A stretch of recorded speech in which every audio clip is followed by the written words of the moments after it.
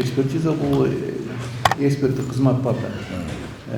Алар берген корутунду бул баягы далилдердин бири катары болуп эсептелинет да.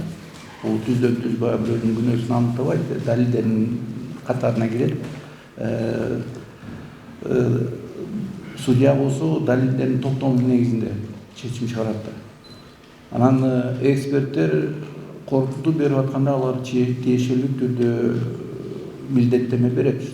Алар жоопкерчилиги тууралуу эскертилет. Эгер эксперт туура эмес корутунду берсе, тиешелүү органдар ал тууралуу иш козголуп туруп жоопко тартыш керек.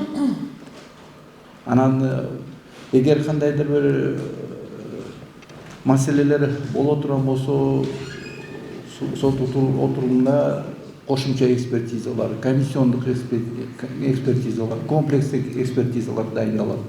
Бирок баары бир деле ошол эксперттер милдеттеме берет да, ошол жоопкерчилиги тууралуу кол коюп берет. Анан сот эксперттик корутууну бааласа болот да.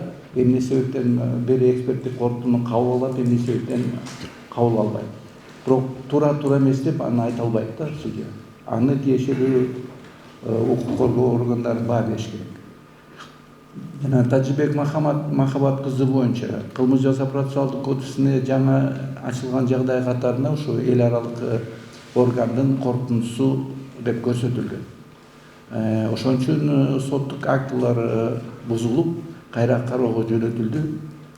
Сот отурумунда, соттук изилдөө учурунда ошол көрсөтүлгөн кемчиликтер ошолорго тиешелүү түрдө баа берилет. Чындап эле ошондой кемчиликтер барбы жокпу? Азыр биз тиги судья туура эмес чечим чыгарды деп айта албайбыз.